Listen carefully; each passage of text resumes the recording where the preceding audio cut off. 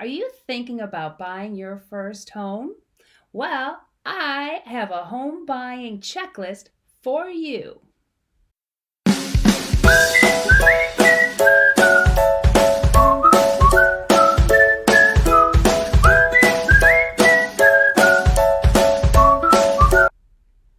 Hi, my name is Patty Renaud, and I'm with Howard Hanna in Cleveland, Ohio.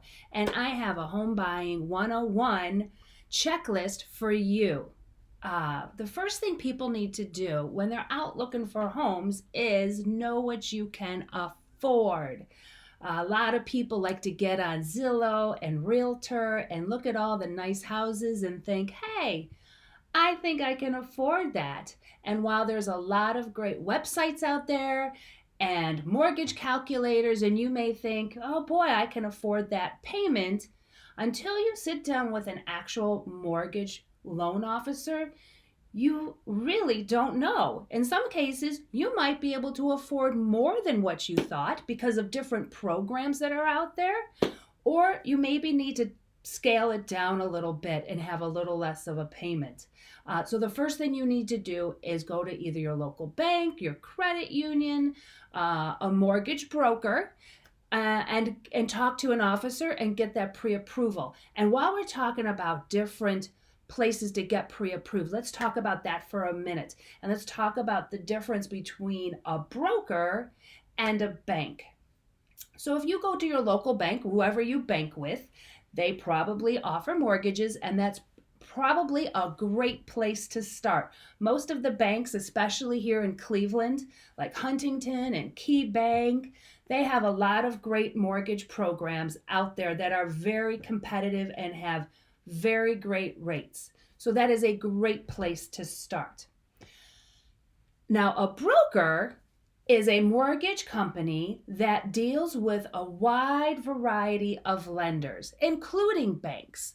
So they are also a great resource because they can shop around for you to different banks and different lending institutions. So a lot of times, working with a broker is a very good option because, as with the bank only offers their programs, but a broker can shop around to a lot of different companies, and they may end up with the same bank that you actually bank with, but you have the peace of mind knowing that they've shopped around. So that is the difference between a bank and a broker. Step two in buying a house, and this is so important, is you need a real estate agent to work with. This is so important, and I have found that people are so confused about this, and it's really such a wonderful thing to have somebody who's working for you for free. Yes, for free. Working with a real estate agent costs you zip. Zip. You got it. People do not understand that. They think they cannot afford an agent, but yes, not only can you afford it, you can't afford not to have one. Let me give you a few reasons why. First of all, when you work with an agent, that person is working for you and has your best interests in mind. If you were to go into a house that is listed with a real estate company and you make an offer and you have nobody representing you, in the state of Ohio, it is legal, it is okay for that agent to represent both you, the buyer, and their client, the seller. While this happens sometimes, is it always the best scenario? Because this one agent is looking out for not only her client, the seller's best interests, but your interests as well. And when you have your own agent, that person who's listing that house with the seller is working for the seller and has their best interests, but the person that's working for you has your best interests. And when it comes time to negotiating a deal, you really need your own agent, especially with first-time home buyers. I work a lot with first-time home buyers, and I've been able to negotiate having all of your closing costs paid for by the seller. And that's something that may or may not be doable when an agent's working for both the seller and the buyer. So it's very important to get your own agent. And when you're out looking for your own agent, a lot of people say, hey, I got to go with my aunt. I have to go with my uncle. I can't not do that, which is fine. But it's also very important because you are going to be working with this person and you're going to be spending a lot of time with this person. And you want this is an exciting time and you want this to be enjoyable. Buying a house is very stressful. And a good agent is going to try and make it as pleasurable as possible. And I've had clients that it took us almost a year to find the right house, and we spent a lot of time together and got to know each other very well. And I miss working with that person. We had a lot of good times. So you really want someone who you like, who you trust, and who you don't mind spending time with. Step 3, you found your house. It's time to write an offer. So exciting. Congratulations. Now, your agent is going to walk you through everything. You're going to negotiate a solid price. Maybe she's going to negotiate having closing costs covered by the seller, whatever it is. Trust your agent. Make sure you feel comfortable and get that offer accepted. Okay, so you have written your offer, you have signed your offer, your agent has your pre-approval, has all your purchase agreement papers, and you're ready to go. Your agent is going to be asking you for a check for earnest money. And I find that a lot of new home buyers aren't aware that they're going to have to write a check right away. They seem to think, oh, I don't have to come up with any money until I close, which is going to be a month, 2 months. Not the case. Right away, you have to write a check for earnest money. Now, this simply goes towards your closing costs. So you should have all this money already because you wouldn't be out looking for a house if you didn't have a down payment. So this will go towards your down payment. Sorry. What this earnest money does is it shows the seller, hey, I have some skin in the game. I'm ready to do this. I have the money and I'm ready to go. I'm serious. How much should we put down?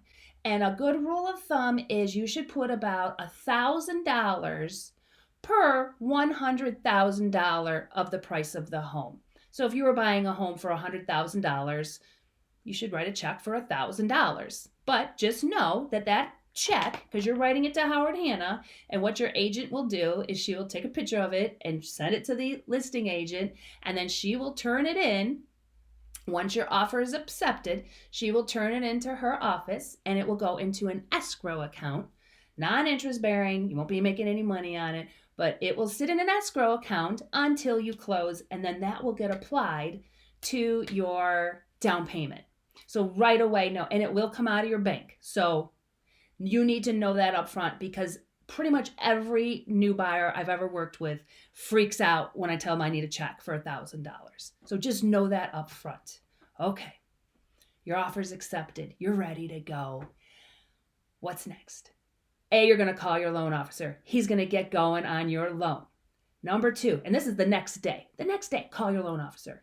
Also the next day, you need to schedule an inspection. When you wrote your offer, it said you probably had about 7 days to get an inspection done. Item number 4, your inspection. The inspection process is probably one of the most frustrating, important, detailed parts of the whole home buying process that most new buyers aren't even aware of. So the minute you get your accepted offer, 2 phone calls need to happen. One is to your loan officer to let them know to get going on that loan, and the other one is to a qualified, certified home inspector. Where are you supposed to find a home inspector? Your agent will probably give you a list of several inspectors to choose from. Personally, I give 2 or 3. I say I've used them all. I like some better than others. Call them. You have to make the decision. Some are more expensive, some are less expensive. The choice is up to you. This is your inspection. What is an inspection? Well, you've called, you've done your research, you have your inspector. It's going to cost about $200 to $300, which I know a lot of home buyers think, do I really need to spend this kind of money right now when I'm saving up for my down payment? Yes, you do. You really, really do. And what the inspector is going to do is he's going to come out to the house, and he's going to start outside, and he is going to go through every nook and cranny of your house. He will start with the outside foundation. He will look at the roof. He will look at your window seals. If it's a brick house, he will look and see if there's any gaps in the bricks. Do things need tuck pointing? He's going to look at your front steps, your back steps. I mean, you wouldn't believe what they're going to do. Then he's going to go down in the basement, check your foundation, which is the most important thing. One of the most important things is that when you buy a house with a solid foundation, he will check your electrical. I mean, every little thing, every outlet he will check. And he's going to write your report, a really nice thick report. But this is good for you because now you know the ins and outs of the house you're going to buy. Now, when you read it, it sounds very daunting and makes you might want to run away. But just know that really at the end of the day, he's going to tell you, hey, these are some things that you really need to work on right now. And these other things, they're just for your information. Fix them when you get around to it. It's a weekend project. It's not a big deal, but here you are. You know what you're getting yourself into. That's why you need an inspection. What do you do with this inspection? Well, when your agent wrote the offer for you, she wrote or he wrote that this offer was contingent upon an inspection. So now that we have the inspection and you've shared it with your agent, you both will look at it, and they usually at the end of the report, they have a list of the things that are pretty much non-negotiable. They really need to be addressed.